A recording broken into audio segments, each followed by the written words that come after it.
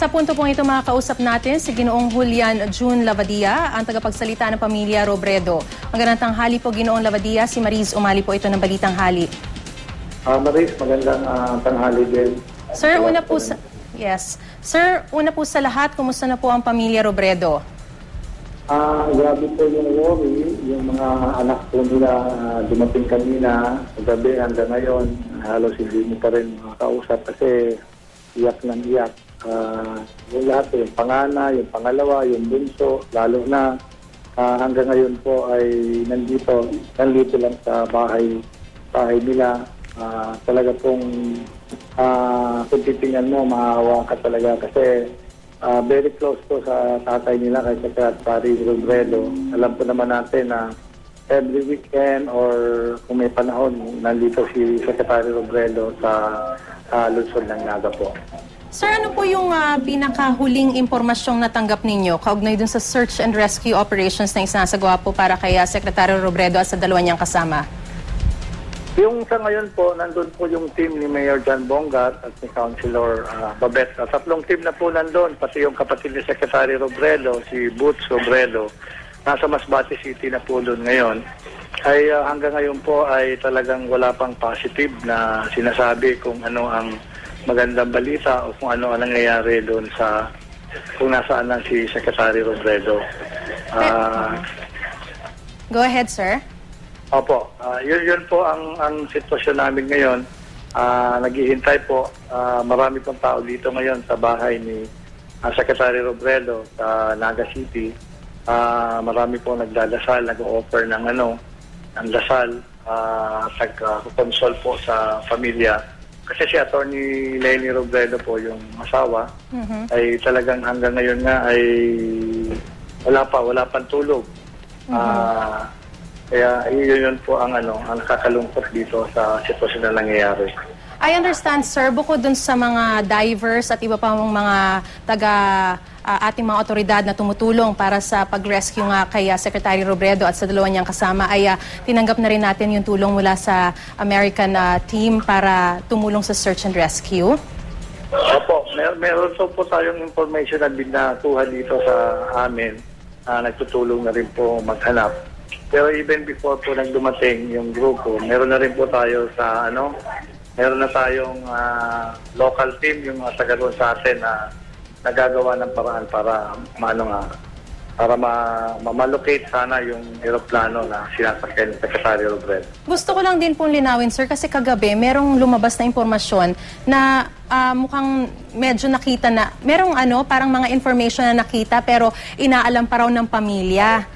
Meron po bang ganitong kumpirmasyon? Meron po kasi kahapon po nagpapalaspakan na yung tao kasi nung may nagbalita na gano'n-gano'n, siyempre matuwa. Pangalawa, may nag-text na nasa hospital na daw. Siyempre matuwa na rin lahat mga tao rito. May mga gano'n na informasyon at hindi naman pala totoo, hindi verified.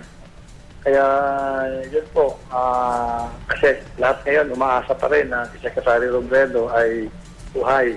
Hopefully kung may milagro na buhay siya. Pero kung ano man po siyempre ang nangyayari, i-accept na lang po natin. Kailan po uling nakausap ng pamilya si Secretary Robredo, sir? Kahapon po ng 4:40, sinabi po ni Atty. Leni Robredo, ang asawa ni Secretary Jessie, na nag-uusap po sila ng 4:40. Kasi before na mag-uusap sila ng 4:40, nag-uusap na sila na putol at tinawagan uli ni Atty. Leni Robredo si Sec Jessie. At ang sabi po ni Sec Jessie kay Ma'am Leni, ang sabi niya, kasi tawag niya Mama kay Atty. Leni. Mama, sandali lang kasi may inaayos na ako dito ang problema. Parang gano'n. Pero may inaayos na. Pero nung panahon po ba na yon na magkausap sila ay nasa eroplano na po at nasa eroplano po si Sec Jessie. Yung sinasabi po niyang may aayusin siya, yun na po kaya yung may parang engine trouble na? Parang ang analysis po ni Atty. Leni Robredo, yun po, meron ng problema pero ayaw pa rin ipaalam sa kanya na meron ng problema yung eroplano. Siyempre ayaw niya mag-worry. So yun po ang sitwasyon na nangyari doon na sinasabi natin. Ang isa po sa mga impormasyon na kinakwento nitong aide-camp po ni Secretary Robredo ay nung bumagsak daw po yung aeroplano ay mukhang hinihila pa po yung kamay nitong si Secretary Robredo at ang kaso lamang po ay kumbaga nakakabit pa yung seatbelt at mukhang hindi natanggal at meron din pong impormasyon na sinasabi na mukhang nawalan siya ng malay. Meron pong impormasyon na sinasabi sa inyong ganito? Yun po ay lahat yung kwento na sinasabi, na hopefully po ma-verified na. Kasi meron din sinasabi yung mahingisa na nakakita daw, na ganoon din yung nakita niya. Pero yun lang po ang mga sinasabi sa ngayon. And sabi nga po natin yan kung yun ang mga kwento pagbabasihan natin, parang yung chances are very slim na nandyan pa si Secretary. Pero sana po yung sitwasyon ay yung iba yung iniisip natin more positive na nakalangoy din siya kung nasa seashore na siya sa ibang parte ng island. So hopefully ganun po ang nangyari. Kasi, Opo. Kasi ang understanding ko, sir, magaling talagang lumangoy itong si Secretary Robredo at ang sinasabi rin po, kung napakalakas nga ng current dun sa parte ng dagat na yon, posible na mga nagde-drift sila or natangay. So yung efforts po ba na isinasagawa ay talagang malawakan na, hindi lang dun sa area kung saan natagpuan o huling nalaman nung aide-camp nga po na bumagsak yung aeroplano, kundi sa maraming parte na dun sa dagat na yon? Opo, ganun po yung ginagawa. Kung sa magaling po si Secretary lumangoy, swimmer din po yun magaling siya. Kaso siguro yun nga dahil sa lakas ng alon, ng tago, sa kayo siguro yung tama sa kanya, yun siguro ang nagka-problema. And then may pinaabot na rin po kay Atty. Leni Robredo na yung malawakan na search and rescue ay mas malawak na doon sa area na pinaghahanapan. Kasi from the shore, mga 300 to 400 meters po ang sitwasyon. Ngayon po, na lumalabas, mas malawak na yung area na pinaghahanapan kung nasaan yung aeroplano. Sir, tanong ko na rin po, bakit po ba light aircraft at hindi commercial plane ang kanyang sinakyan? Dahil kahapon ng impormasyon, dapat nakatakda po sana siyang sumakay sa isang commercial airline, pabalik ng Maynila at saka pupunta siya sa Naga from Cebu. At imbis na gano'n ang nangyari, sumakay na lang po siya ng light aircraft. Yung una pong usapan ni Atty. Leni Robredo sa si Secretary ay ina-advise na po ni Atty. Leni na dumiretso na ng commercial plane papunta ng Manila.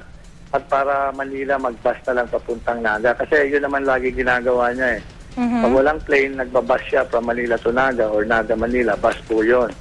And then, anong nangyari, parang meron yung meron available na plane na nagpahiram or nakuha doon sa Cebu.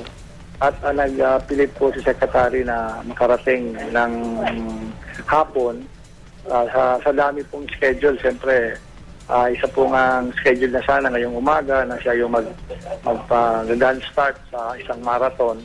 Ayun po ang mga sitwasyon na kung bakit gusto niya makauwi din agad. At talaga nagmamadali po siya nung makauwi, ano? Ang understanding ko rin po, gusto niya sanang humabol dun sa pagbibigay ng parangal dun sa sarili niyang anak, dun sa kanya pong anak. Isa po yun. Ano po ba yun? Dapat hapon yun? Kahapon? Kahapon din nakatry sa Facebook.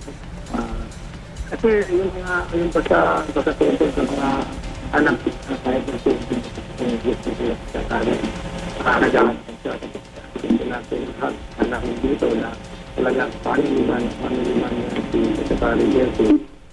Kung paano siya kung ilagaan mo pag-ibig sa hawakan isang ang opisina ay gano'n din po. Sir? Alright, at yan po ang ating panayam kay Ginoong Lavadia, ang spokesperson nga po ng pamilya Robredo. At mamaya-maya po, kung sakasakali, ay susubukan din po nating balikan siya kung maaari ay dahil nga po sa mukhang nagkakaroon po tayo ng technical problems or choppy yung ating linya. Pero sa kabila po nun ay nais po nating iparating na kaisa po ang GMA Network sa pagdarasal para sa kaligtasan po ni Secretary Robredo at kanya pang dalawang mga kasama.